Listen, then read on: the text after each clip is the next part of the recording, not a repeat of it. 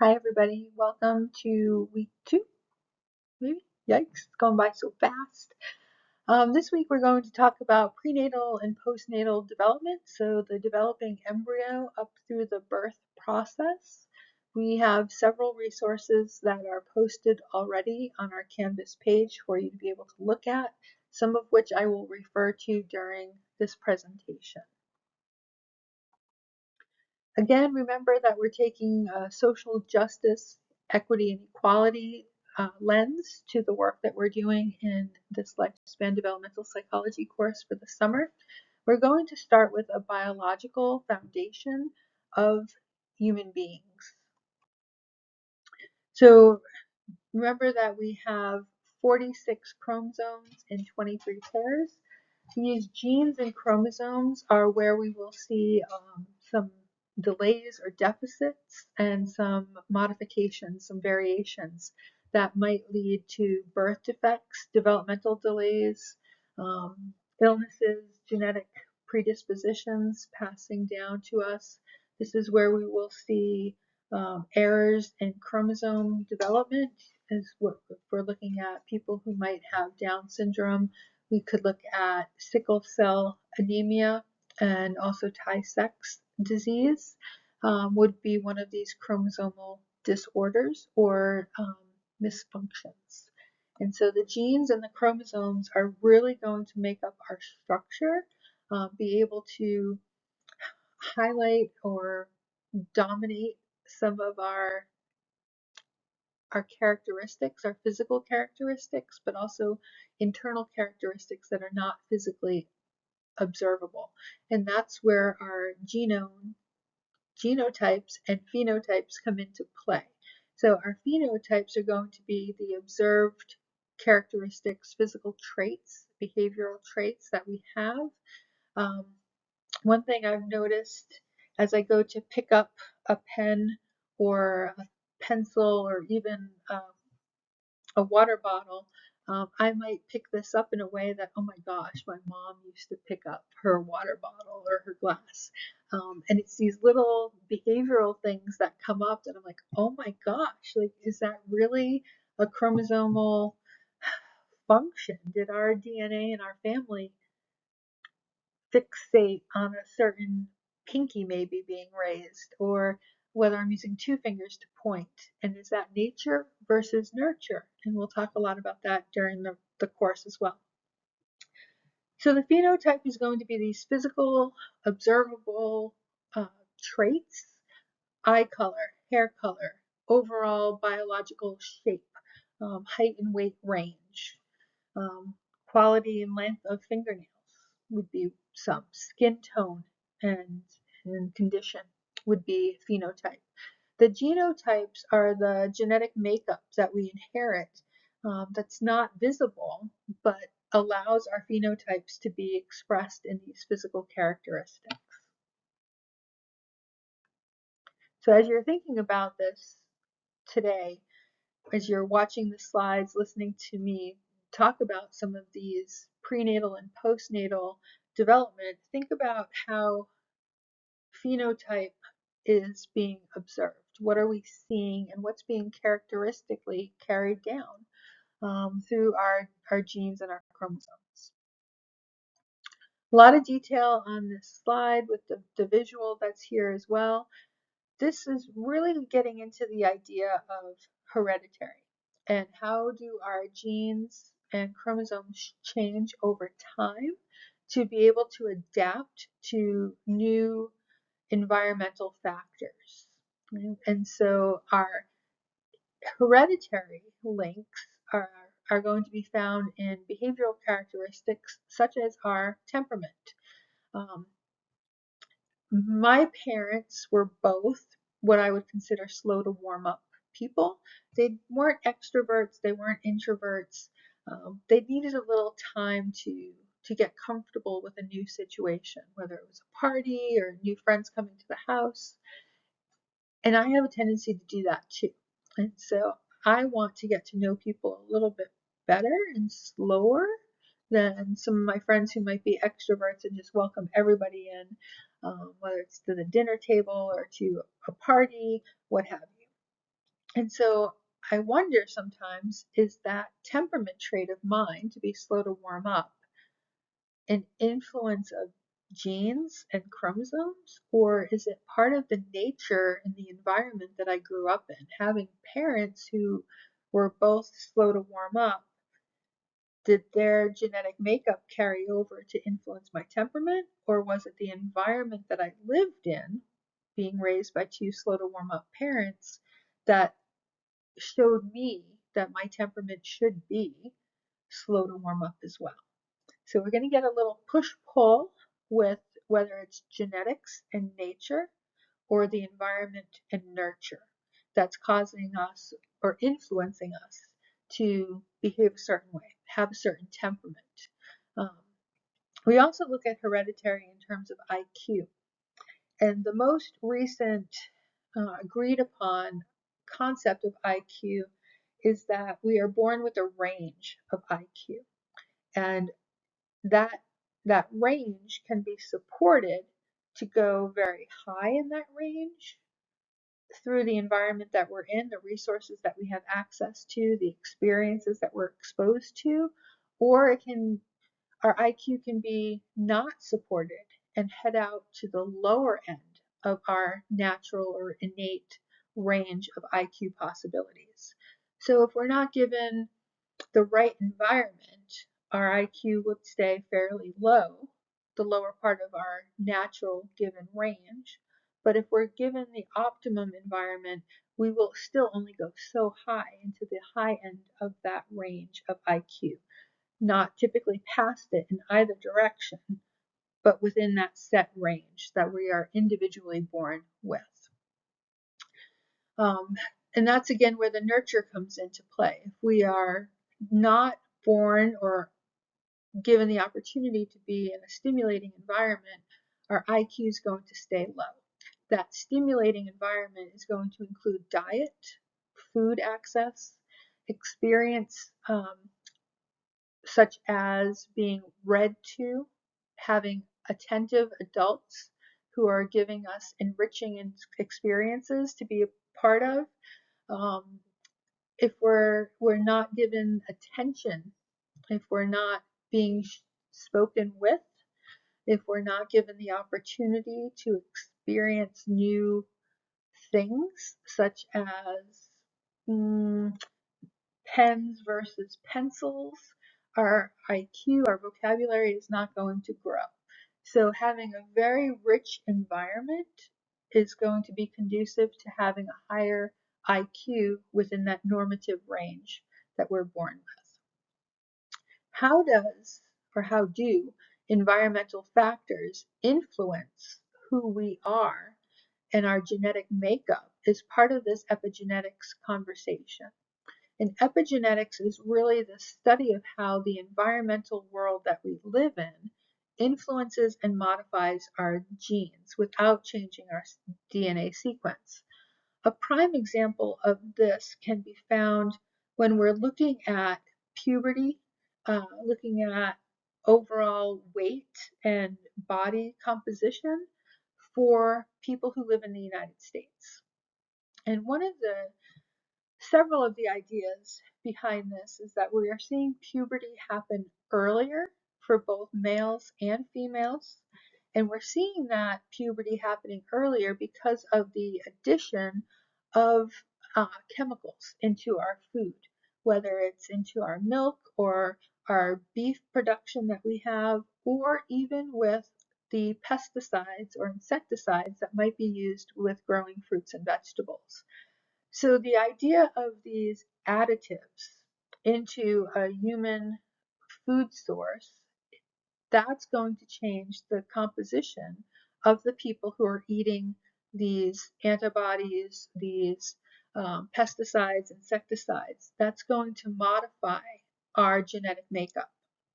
And so changing that genetic makeup is going to cause other sort of slippery slope ideas. So our bodies are adapting and integrating these environmental toxins, if you will, in a way that's going to change our behavior and our physicalness.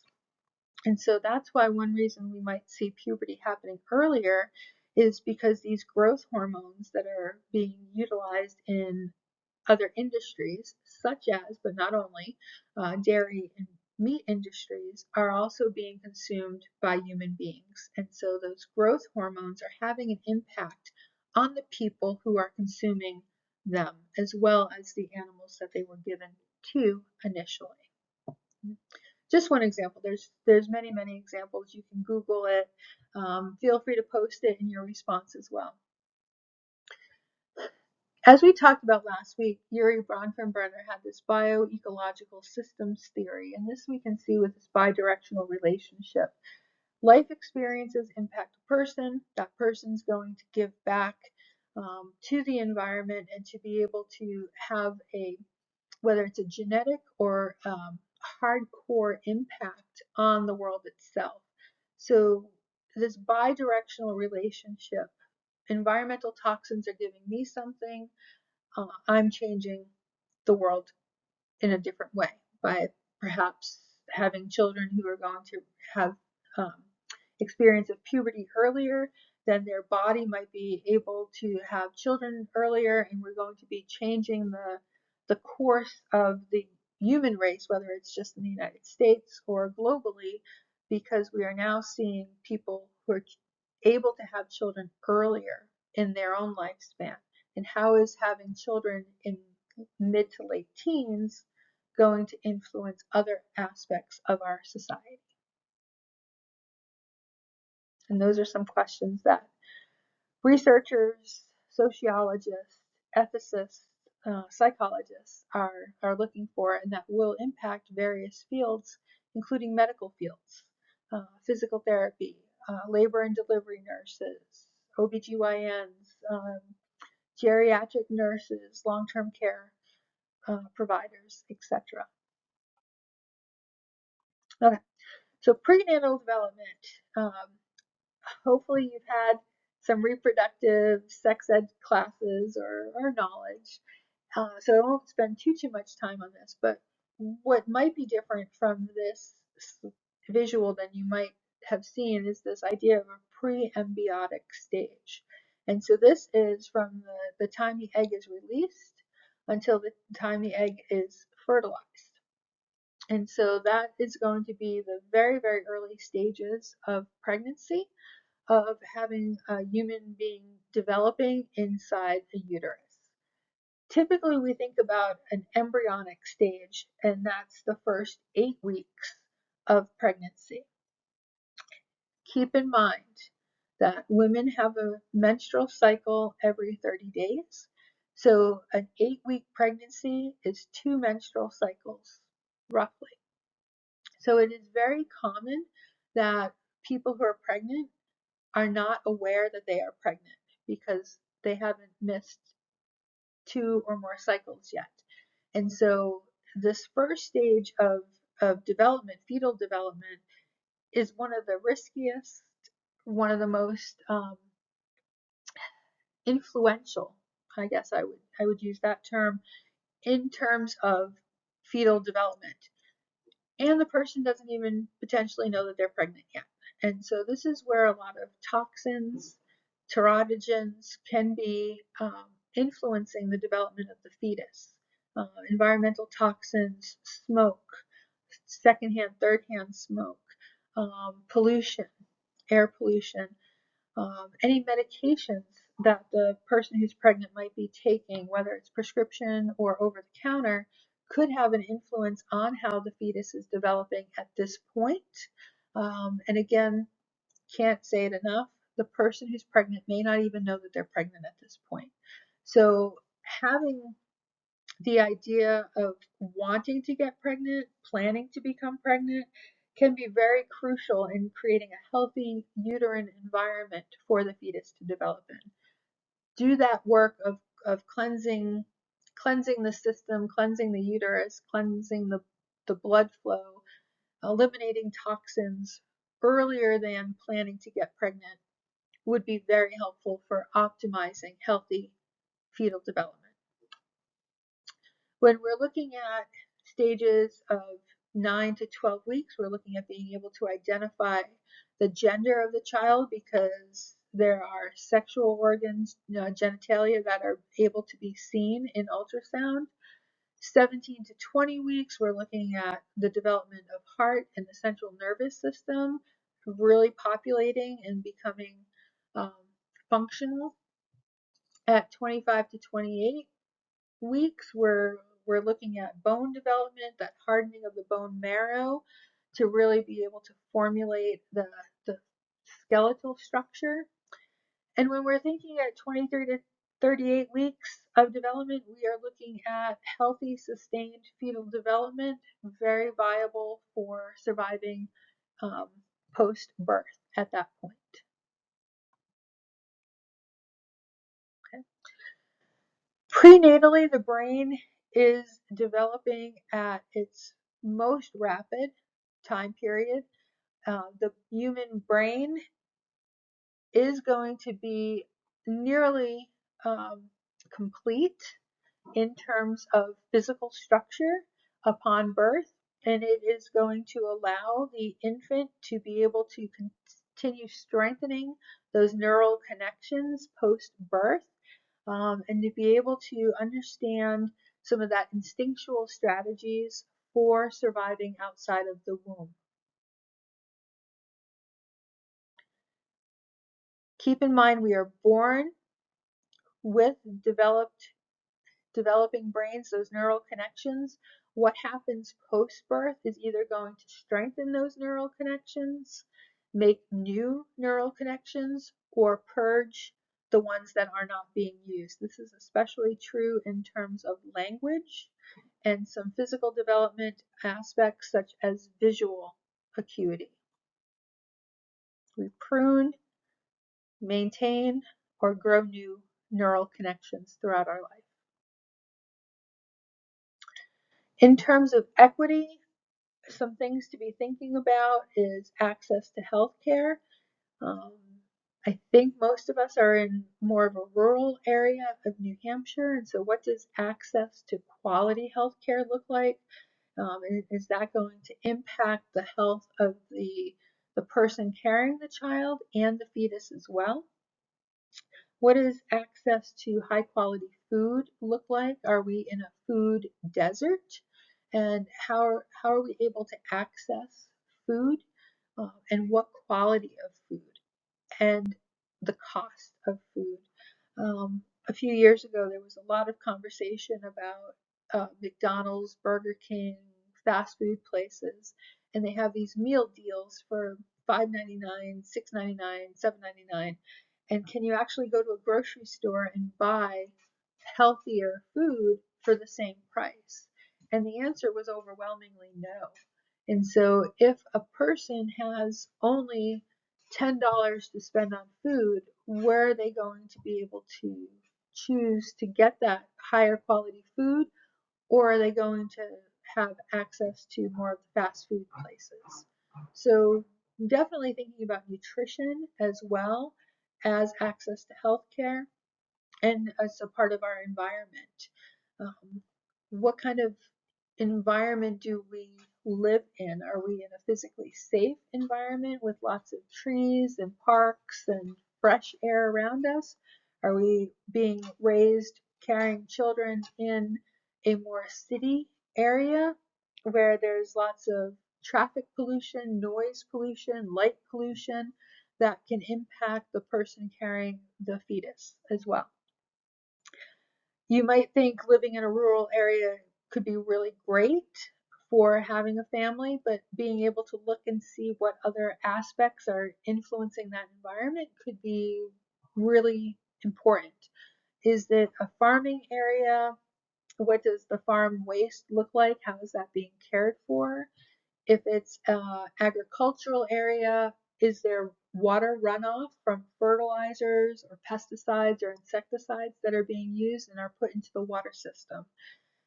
These are all individual environmental issues that honestly could be their own class um, in a university. So really being able to look at those environmental toxins from a 30,000 foot view, but then also from a 5,000 foot view is really important. And then what are the economic opportunities that are available? What's the public transportation that's going to look like? Can families get to parks? Can they get to schools? What do their schools look like? How environmentally friendly are they? Do they have playgrounds or recess space? And so taking that whole aspect of healthcare access, social equality, and equity, but then also environmental factors into choosing whether to have children or not, where to have children or not, and when to have children or not. And are those questions the right questions to be asking everybody across the United States or a given geographical area?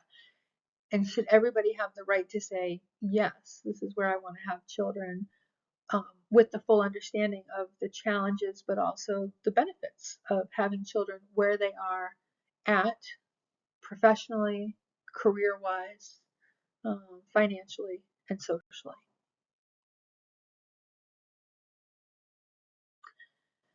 The idea that pregnancy is not an individual person event, it's not just a family event, it's a nuclear family. We're going to look at this Bronfenbrenner idea, the systems theory again.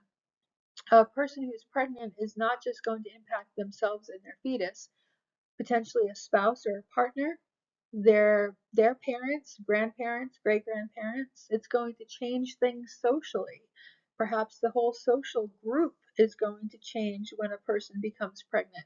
They're not engaging in the same recreational activities as they used to from a negative sense, but this might also open up a whole nother social context for them. Now they're part of a different group that is a we have children group instead of a we don't have children group.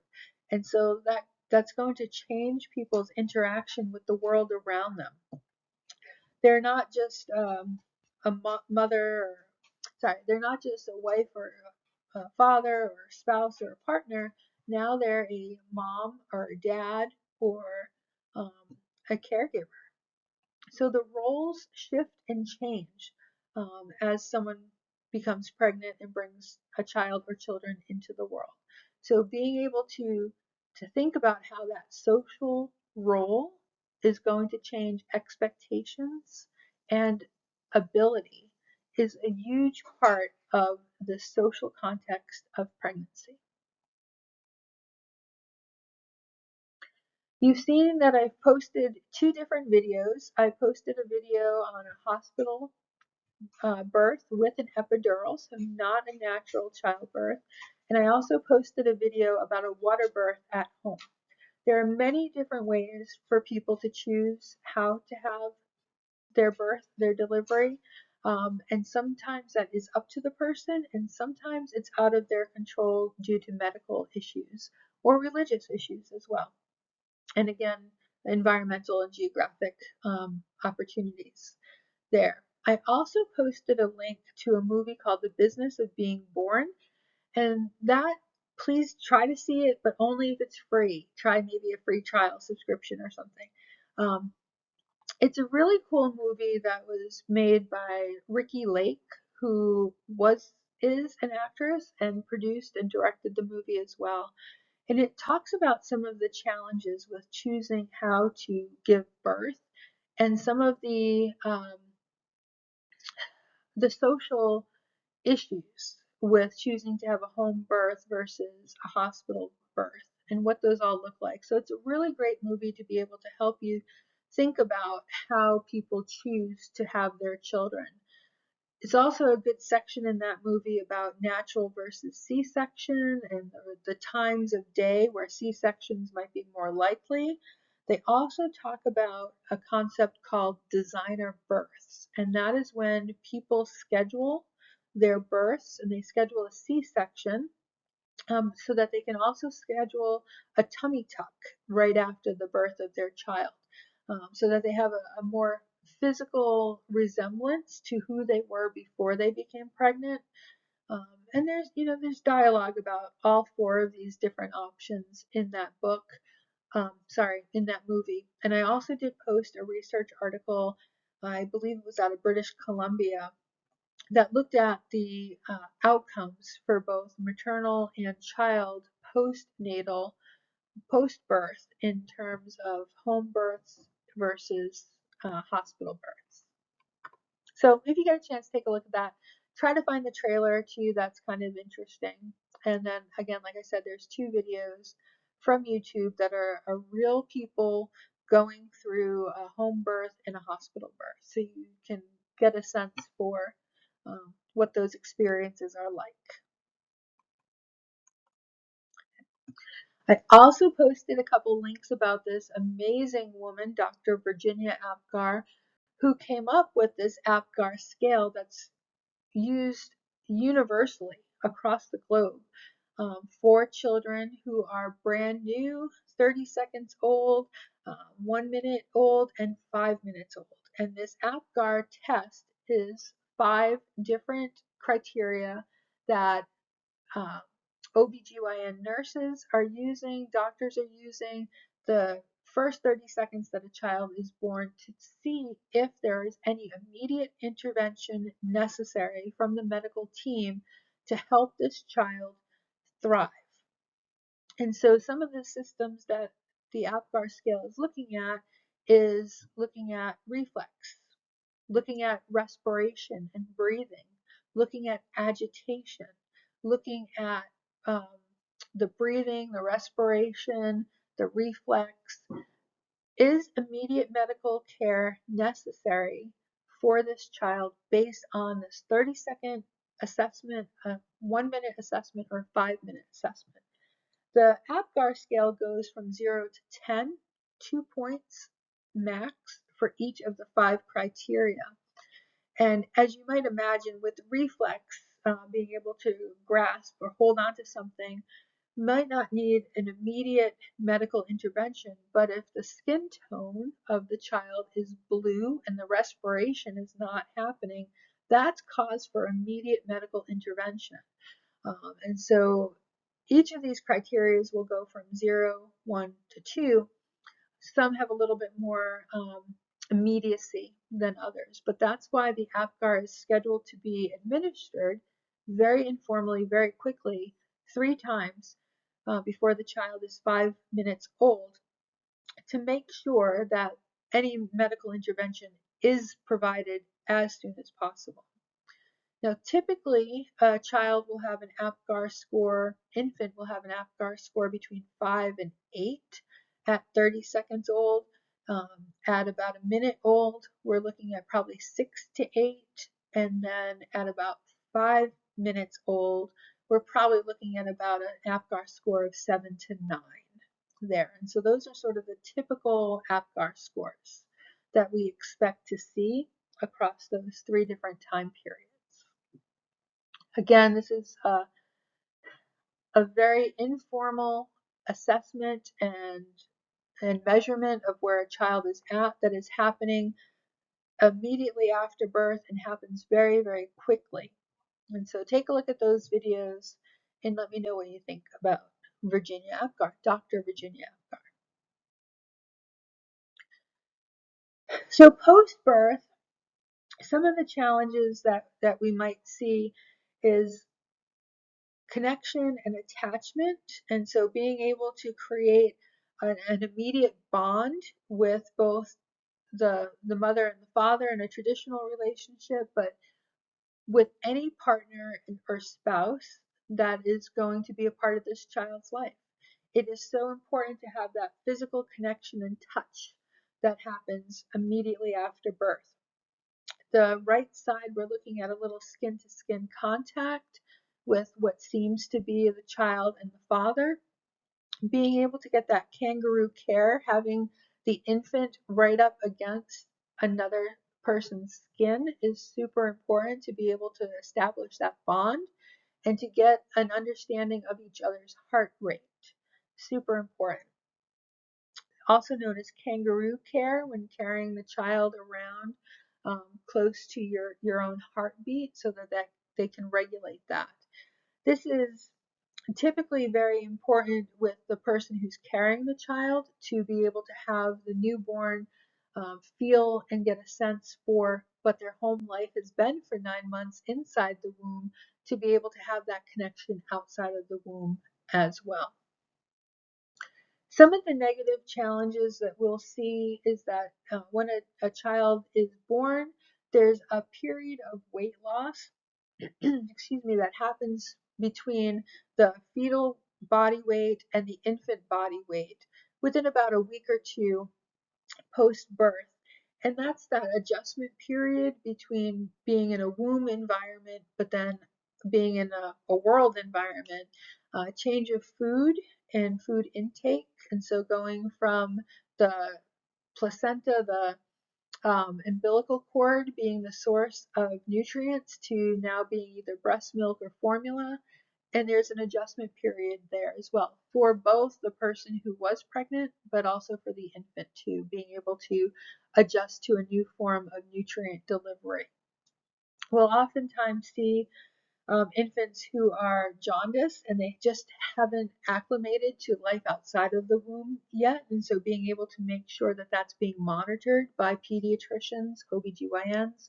We might also see physical issues with the person who was pregnant. So if it was a C-section, then that's going to be a longer recovery time than a more typical vaginal delivery.